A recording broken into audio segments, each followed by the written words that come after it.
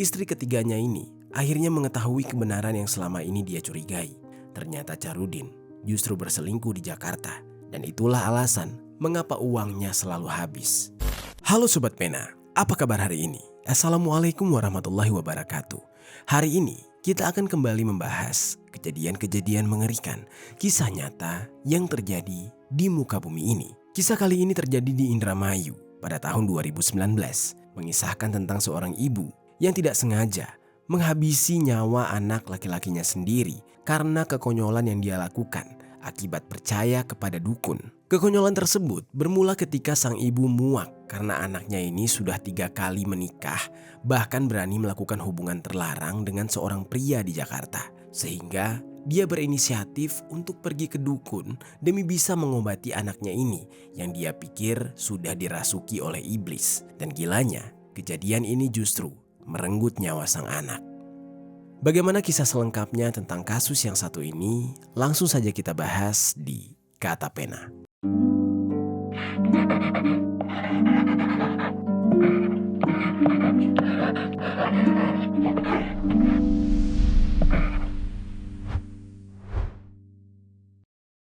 Pemirsa, seorang ibu di Kabupaten Indramayu, Jawa Barat tega membunuh anak kandungnya yang sering menggadaikan sawahnya. Tersangka menghabisi nyawa anak kandungnya dengan menyewa pembayaran. Sebelum kita mulai ke ceritanya, jangan lupa untuk subscribe channel ini dan bagikan video ini ke teman-teman kalian. Cerita ini dibuat berdasarkan berita yang sudah beredar dan diterbitkan oleh beberapa media publik yang aku sajikan dan aku rangkum dalam bentuk alur cerita. Kita mulai ceritanya. Jadi hiduplah seorang wanita yang bernama Darini. Seorang ibu rumah tangga yang tinggal bersama suaminya di desa Cibereng, Indramayu, Jawa Barat. Darini ini dikenal sebagai sosok yang berdedikasi pada keluarga. Bersama suaminya, mereka membina sebuah rumah tangga yang harmonis dan dikaruniai seorang putra tunggal yang bernama Charudin. Kehidupan mereka terbilang makmur berkat kepemilikan lahan sawah yang cukup luas. Tidak heran, di desa tersebut mereka dikenal sebagai juragan sawah, sebuah gelar yang mencerminkan keberhasilan mereka dalam bidang pertanian. Keluarga ini juga dikenal sangat taat dalam menjalankan ibadah, hingga mereka mampu menunaikan ibadah haji bersama-sama, menunjukkan kekuatan iman dan keberkahan dalam kehidupan mereka. Lalu seiring berjalannya waktu, Charudin tumbuh menjadi seorang pria dewasa yang mulai mengambil alih tanggung jawab atas sawah-sawah milik keluarganya ini, terutama karena usia sang ayah yang semakin menua. Dengan kemampuannya mengelola lahan pertanian, kehidupan Charudin pun semakin mapan. Hal ini memberikan dia keyakinan untuk membina rumah tangganya sendiri. Dia mulai mencari pasangan.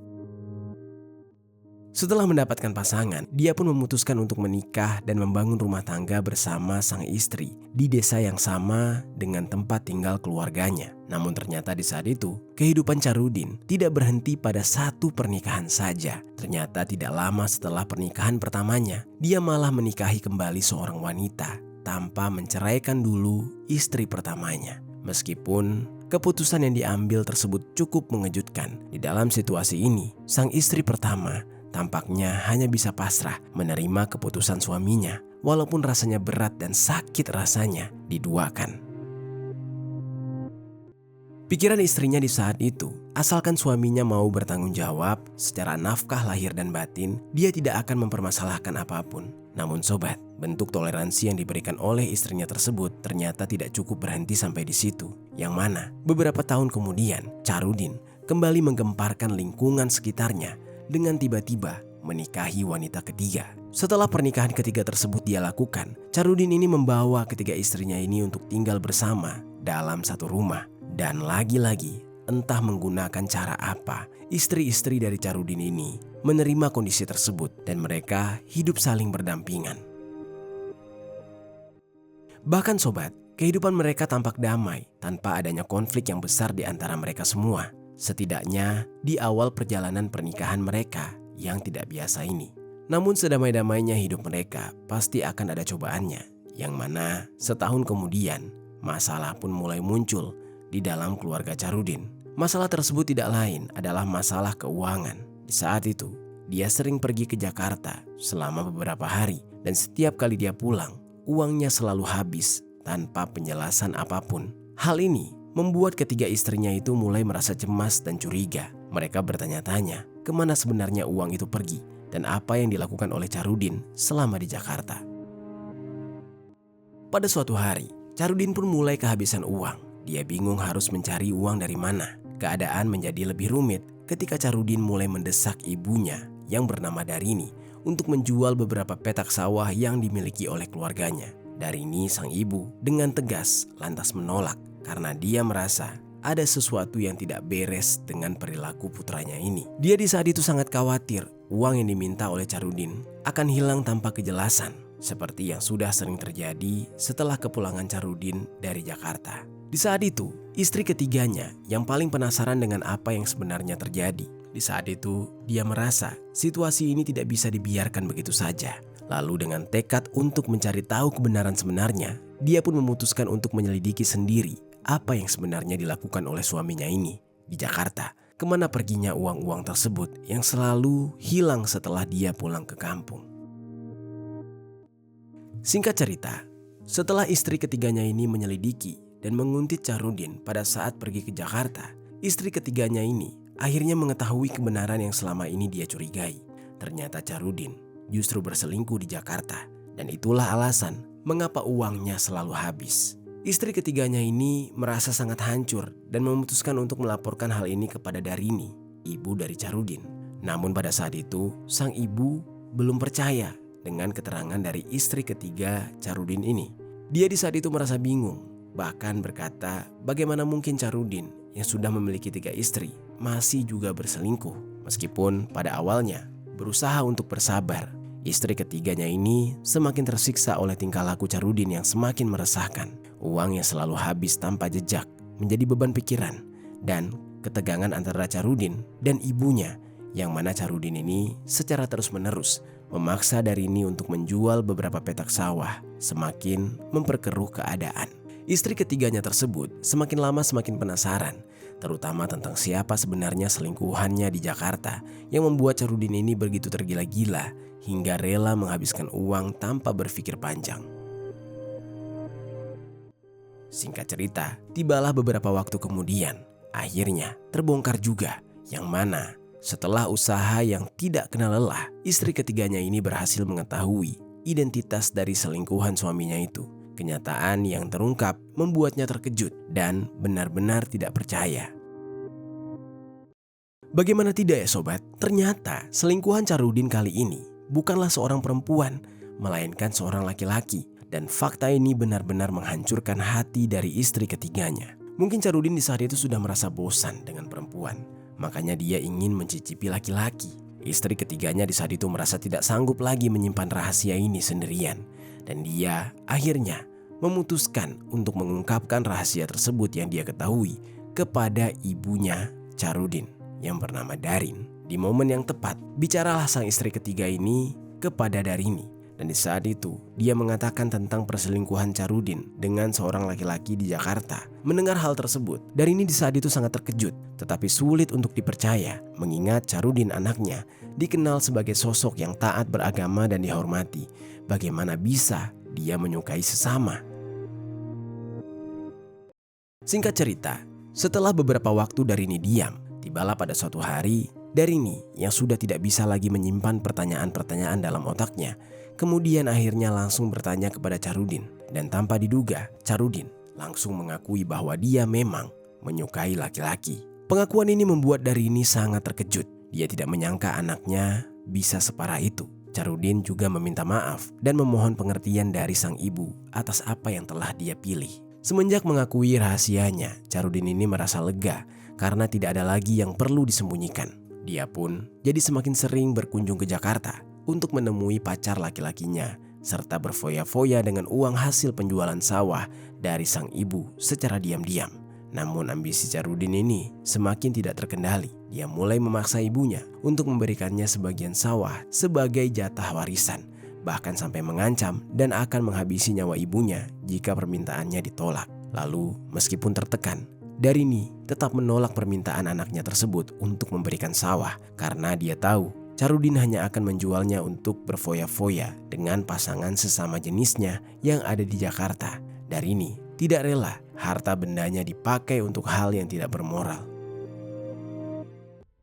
Amarah Charudin yang tidak terbendung akhirnya memuncak, membuat dia sampai tega memukul ibunya dengan menggunakan gitar. Pada saat itu, ibunya Darini jelas merasa sangat ketakutan. Darini sampai lari keluar rumah menuju ke polsek setempat sambil menangis. Dia melaporkan tindakan kasar yang dilakukan oleh anaknya tersebut. Namun setelah itu, pihak kepolisian memanggil sang anak. Tapi sayangnya, persoalan ini bisa diselesaikan secara kekeluargaan. Dan hal itu jelas tidak membuat Charudin menjadi jera. Jadinya di saat itu, Darini pun memutar otak memikirkan cara bagaimana bisa membuat anaknya ini kapok, sadar, dan juga sekaligus jera. Akhirnya, Darini pun kepikiran untuk pergi menemui dukun yang mungkin bisa membantu dia membuat anaknya sadar. Datanglah dia ke dukun. Setelah beberapa kali dia berkonsultasi dan berobat kepada dukun tersebut, ternyata tetap tidak ada hasilnya. Dan meskipun demikian, Darini di saat itu tetap berusaha. Hingga pada akhirnya, tibalah pada tahun 2019, dia memutuskan untuk menemui seseorang yang bernama Warsudin, seorang ahli spiritual yang terkenal di kawasan hutan lindung Gunung Kalong, Indramayu. Darini menceritakan kalau semua keluhannya tentang Charudin yang dia yakini sedang dibawa pengaruh setan. Dia memberikan foto Charudin untuk diterawang oleh dukun yang bernama Warsudin. Di saat itu, Warsudin mengkonfirmasi bahwa tubuh dari Charudin memang ada iblisnya. Dia mengatakan seolah-olah Charudin ini di bawah pengaruh hal-hal yang tidak baik. Warsudin mulai melakukan praktik ritual untuk mengobatinya. Praktik tersebut bahkan sampai berjalan hingga 3 bulan. Namun setelah 3 bulan lamanya, ternyata tetap tidak ada perubahan yang signifikan. Dan sementara itu, di sisi lain, Charudin ternyata sudah mengetahui bahwa ibunya menemui dukun yang bernama Warsudin. Dan dia di saat itu merasa terganggu dengan campur tangan ibunya dalam urusannya tersebut. Dia merasa tidak ada yang salah dengan dirinya. Mengapa ibunya harus sampai pergi ke dukun? Charudin pun di saat itu akhirnya mendatangi padepokan Warsudin. Dia pergi ke sana mengatakan dia tidak senang terhadap tindakan sang ibu yang menganggap dia seolah-olah berada di bawah pengaruh setan. Dan di saat itulah Warsudin menerima semua keluhan Charudin. Namun dia menunggu Charudin untuk pergi terlebih dahulu. Di balik itu semua, Warsudin ini sudah bersekongkol dengan sang ibu, yaitu Darini. Lalu dia menghubungi Darini untuk memberitahu bahwa Charudin baru saja mengunjungi padepokannya dan menjelaskan tuntutannya. Darini yang khawatir lalu memutuskan untuk mencari bantuan dari dukun lain, yang mana pada saat itu dia memilih dukun yang bernama Ahmad Solihin, yang juga berasal dari padepokan yang sama dengan Warsudin dan dikenal memiliki ilmu yang lebih kuat daripada Warsudin. Berdasarkan informasi dari warga, Darini berharap Solihin ini dapat memberikan solusi yang lebih efektif dibandingkan Warsudin. Dan Darini langsung saja menjelaskan situasinya kepada Solihin, dan dia menyatakan kalau dia tidak mampu menghadapi sikap Charudin anaknya yang semakin hari semakin parah. Lalu mulailah Solihin menerima permintaan tersebut. Yang dia lakukan adalah menerawang foto Charudin yang diberikan oleh Darini dan mengkonfirmasi bahwa Charudin memang terpengaruh oleh ilmu hitam. Mendengar hal tersebut, Darini semakin khawatir. Dia kemudian menawarkan uang sebesar 20 juta rupiah jika Solihin berhasil mengusir setan dari tubuh anaknya. Solihin di saat itu menyanggupi. Tantangan tersebut bagi dia sangat menguntungkan dan dia berjanji akan segera melakukan ritual untuk mengatasi masalah ini.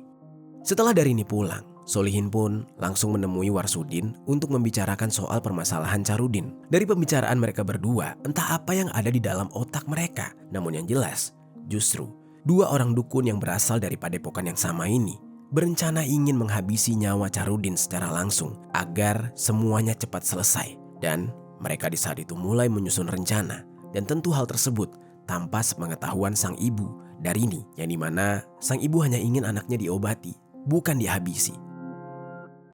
Lalu sobat, di saat itu Solihin dan Warsudin juga mengajak 3 murid spiritual mereka untuk membantu aksi mereka ini. 3 murid spiritual tersebut bernama Bejo yang masih berusia 16 tahun, dan Puji berusia 17 tahun, dan juga Wardi yang berusia 27 tahun. Setelah beberapa waktu merencanakan semuanya, dan setelah mereka semua siap, mereka pun langsung melaksanakan aksinya. Karena sebelumnya Charudin ini sempat mendatangi Warsudin, dukun tersebut pun mengatur agar Charudin kembali datang untuk melakukan ritual yang telah mereka rencanakan. Warsudin di saat itu memanfaatkan kesempatan ini untuk memancing Charudin datang sendirian ke lokasi yang telah mereka sepakati, yaitu sebuah kawasan hutan lindung Gunung Kalong yang tidak jauh dari padepokan mereka. Charudin di saat itu mengira kalau ritual ini akan membungkam sang ibu. Maka dari itu, dia pun setuju untuk datang. Pada tanggal 26 Agustus tahun 2019, tepatnya Senin pagi, Charudin pun berangkat sendirian ke lokasi yang sudah disepakati. Dia menggunakan sebuah mobil Toyota Camry miliknya. Sementara itu di sisi lain, Solihin dan 3 eksekutornya menunggu di pinggir jalan menuju kawasan hutan. Mereka sudah menyiapkan sebilah golok untuk melaksanakan rencana mereka. Begitu mereka melihat mobil Charudin lewat, mereka segera membuntutinya dengan 2 motor di belakang dan menginformasikan kepada Warsudin bahwa target sudah mulai mendekat. Karena lokasi ritual berada di dalam hutan dan harus melewati jalan setapak, mobil Charudin pun tidak bisa masuk lebih jauh. Dia memarkirkan mobilnya di sebuah warung pinggir jalan dan menitipkan kepada seorang penjaga warung. Setelah itu, Charudin pun melanjutkan perjalanannya dengan berjalan kaki menuju titik lokasi. Sementara itu, Solihin dan para eksekutornya terus membuntuti dia ke dalam hutan. Di saat Charudin tiba di titik lokasi yang terletak di pinggir sungai di dalam kawasan hutan, Warsudin sudah menunggu di sana dengan sigap untuk melaksanakan ritual. Warsudin di saat itu segera memerintahkan Charudin untuk melakukan beberapa gerakan khusus sebagai bagian dari ritual. Namun gerakan-gerakan ini sebenarnya dirancang untuk membuat Charudin lengah. Setelah beberapa menit menjalankan ritual, Charudin benar-benar lengah. Di saat itu, Solihin dan ketiga eksekutornya langsung saja melancarkan aksi mereka. Mereka menyerang Charudin dengan sangat brutal, memukul bagian kepalanya menggunakan batu kali, hingga pinggiran sungai tersebut dipenuhi oleh cairan merah yang menyembur dari luka yang disebabkan oleh pukulan tersebut di bagian kepala. Seketika di saat itu Charudin tidak berdaya, dia langsung tergeletak dan para eksekutor menyerangnya secara bertubi-tubi hingga bagian kepala Charudin benar-benar hancur. Setelah Charudin mendapatkan perlakuan tersebut, dia pun seketika tewas. Lalu, semua eksekutor ini menggeledah sakunya dan mengambil barang-barang berharga milik Charudin seperti ponsel, kunci mobil, dompet yang berisikan uang sebesar 1 juta rupiah. Lalu mereka kemudian menutupi tubuh Charudin dengan dedaunan kering di pinggir sungai. Setelah mereka menyelesaikan tindakan mereka tersebut, para eksekutor ini langsung pergi menuju ke warung tempat Charudin memarkirkan mobilnya. Mereka berniat ingin mengambil mobil tersebut, namun tidak ada di antara mereka yang tahu cara mengemudikan mobil. Dan di saat itu, akhirnya mereka hanya meninggalkan mobil tersebut di sana dan mengatakan kepada penjaga warung bahwa mereka akan mengambilnya kembali nanti. Penjaga warung yang tidak curiga sama sekali mengiyakan hal tersebut dan menerima penjelasan mereka. Lalu, singkat cerita, mereka pun pulang. Setelah mereka semua pulang, Solihin melaporkan kepada Darini, ibu dari Charudin, bahwa misi mereka telah selesai. Mereka bilang mereka sudah berhasil mengendalikan emosi dari Charudin. Dan atas keberhasilan tersebut, tanpa mengetahui jika anaknya sudah dihabisi, Darini malah memberikan bayaran sebesar 20 juta rupiah kepada si dukun yang bernama Solihin. Setelah menerima uang tersebut, Solihin pun bertemu dengan Warsudin dan para eksekutor lainnya. Dia membagikan uang sebesar 150 ribu rupiah untuk masing-masing eksekutor dan 1,5 juta rupiah untuk Warsudin. Sementara sisanya yang begitu banyak itu untuk dirinya sendiri tanpa diketahui oleh anggotanya yang lain. Setelah menyelesaikan pembagian uang, mereka pun semuanya berpisah. Merasa sudah puas setelah menyelesaikan tugasnya, Solihin pun segera menemui Darini. Lalu keesokan harinya, pada hari Selasa tepatnya, seorang warga desa yang sedang mencari madu di kawasan hutan lindung Gunung Kalong bersama 2 anjing pemburunya, tiba-tiba mendapati anjing-anjingnya menggonggong seolah-olah melihat sesuatu, dan anjing-anjing ini langsung berlari ke pinggir sungai. Dari kejauhan, warga tersebut melihat adanya gambaran mengerikan yang terlihat di batu kali. Batu kali yang dia lihat itu berwarna merah dan pada awalnya dia mengira itu adalah jebakan untuk babi hutan. Dan saat dia mendekat, anjing-anjingnya menunjukkan tumpukan dedaun kering. Warga tersebut pun kaget dan dia pun membuka dedaunan tersebut dan menemukan jasad yang bersimbah cairan merah yang sepertinya baru saja dieksekusi. Warga tersebut berteriak, dia langsung berlari ke desa, memberitahu warga desa soal apa yang dia temukan. Warga pun menjadi heboh di saat itu dan beramai-ramai melaporkan hal ini kepada perangkat desa serta pihak kepolisian. Beberapa jam kemudian, pihak kepolisian yang didampingi oleh perangkat desa mulai datang ke lokasi. Tempat kejadian perkara pun mulai diperiksa dan diselidiki oleh polisi. Tubuh dari jasad tersebut sudah tidak dikenali lagi akibat kepalanya yang hancur. Polisi pun tidak ada yang tahu ini adalah tubuh siapa. Akhirnya pihak kepolisian pun menyelidiki identitasnya dengan cara mengevakuasi jasad tersebut untuk keperluan otopsi. Lalu dari hasil penyelidikan sidik jarinya yang masih bisa terselamatkan, polisi akhirnya berhasil mengungkap identitas dari jasad tersebut. Jasad itu diketahui adalah jasad Charudin. Polisi di saat itu langsung mendatangi rumah Charudin untuk mengabarkan berita duka ini kepada istri dan keluarganya. Pada saat menerima kabar tersebut, mereka sangat terkejut dan heboh mendengar keadaan Charudin yang ditemukan dalam kondisi yang mengenaskan tersebut. Pada saat itu polisi mengatakan jika mungkin saja Charudin sudah dirampok karena kondisinya barang-barang milik Charudin termasuk mobil dan barang-barang berharga lain hilang semua. Pada saat itu, ibu dari Charudin tidak bisa berkata-kata, tatapannya kosong.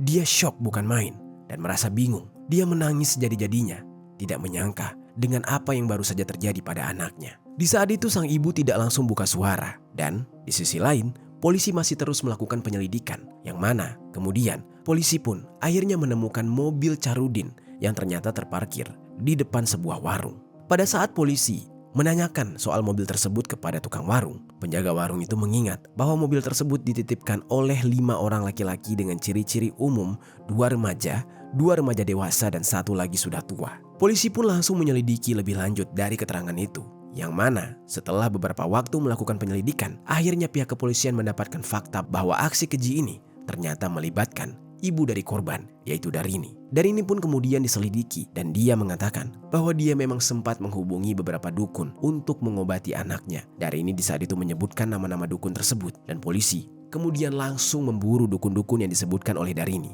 Sementara Darini hanya sebatas menjadi seorang saksi. Lalu atas kerjasama yang baik, akhirnya para dukun itu pun satu persatu berhasil ditangkap. Yang pertama kali ditangkap adalah Warsudin yang berhasil ditangkap di rumahnya dan langsung diinterogasi. Dan dari pengakuan pelaku, akhirnya polisi juga mendapatkan titik terang atas pelaku-pelaku yang lain.